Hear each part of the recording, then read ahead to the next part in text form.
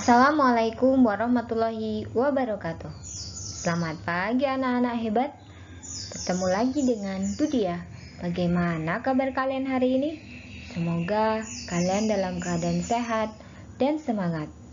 Hari ini kita akan belajar tema 1, subtema 4, pembelajaran ke-6. Sebelum kita memulai pembelajaran, marilah kita berdoa terlebih dahulu menurut agama dan kepercayaan masing-masing. Selanjutnya, siapkan buku dan alat tulis kalian. Perkembangbiakan buatan pada tumbuhan. Perkembangbiakan tumbuhan secara buatan adalah perkembangbiakan yang dilakukan dengan bantuan manusia. Contohnya, perkembangbiakan dengan teknik cangkok, setek, dan merunduk. Perkembangbiakan secara buatan dilakukan dengan mendapatkan tumbuhan baru dalam waktu yang lebih cepat. Teknik cangkok dapat dilakukan pada tanaman berkambium seperti mangga, jambu, dan durian. Teknik setek adalah cara yang paling mudah, yaitu dengan menanam potongan batang tanaman. Contohnya setek batang singkong. Merunduk adalah teknik perkembangbiakan dengan merunduk batang tanaman ke tanah dan menimbunnya dengan tanah. Mencangkok tanaman. Perkembangbiakan dapat melalui tunas dan umbi. Beberapa jenis tanaman juga dapat dikembangbiakan dengan perkembangbiakan buatan. Perkembangbiakan buatan adalah perkembangbiakan tanaman dengan bantuan manusia. Perkembangbiakan buatan diantaranya dengan mencangkok, setek, dan menempel. Mencangkok tanaman adalah cara paling murah dan mudah untuk mengembangbiakan tanaman. Keuntungan mencangkok adalah tanaman tumbuh lebih cepat dari biasanya. Mutu tanaman biasanya lebih baik dari tanaman induknya. Kekurangan tanaman hasil cangkokan adalah lebih mudah roboh.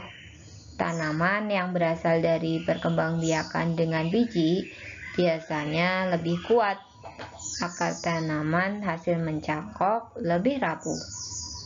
Teknik mencangkok banyak digunakan petani sebuah perkebunan.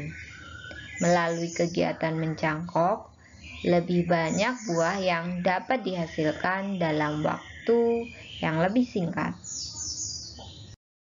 Cara mencangkok tanaman. Yang pertama, pilih cabang atau dahan pohon dengan ukuran sedang. Kupas dahan hingga bersih dari kulit dan lendir, kira-kira sepanjang 5-9 cm. Kemudian, tutup luka pada dahan dengan tanah subur yang sudah dicampur dengan pupuk kandang. Yang ketiga, tutuplah bagian batang yang telah ditutupi tanah dengan plastik dan tali. Kemudian yang terakhir, siram cangkokan setiap pagi dan sore. Biasanya akar akan tumbuh dalam waktu sekitar 1-2 bulan. Udin dan teman-teman sedang berkunjung ke perkebunan jambu. Perkebunan jambu tersebut milik keluarga Udin. Di sana mereka melihat banyak buah jambu yang siap dipanen. Mereka sangat senang bermain di perkebunan. Pohonnya rendah namun berbuah banyak. Semua melalui proses percangkokan. Keluarga Udin sangat rajin memelihara perkebunan. Setiap hari mereka bekerja sama menyiram dan mencabut rumput liar.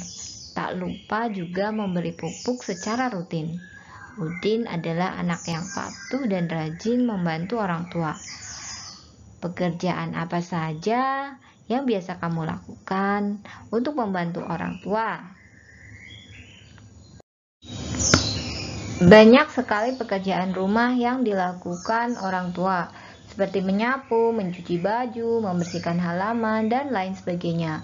Maka tugas kita sebagai anak seharusnya adalah membantu meringankan beban orang tua. Kegiatan membantu pekerjaan orang tua ternyata bisa memberi manfaat bagi perkembangan sikap anak. Membantu pekerjaan rumah juga harus diterapkan kepada anak sejak masih kecil, agar anak belajar disiplin dan bertanggung jawab atas tugasnya. Orang tua tidak selamanya mengerjakan pekerjaan rumah sendiri jika anak dilatih mengerjakan pekerjaan rumah.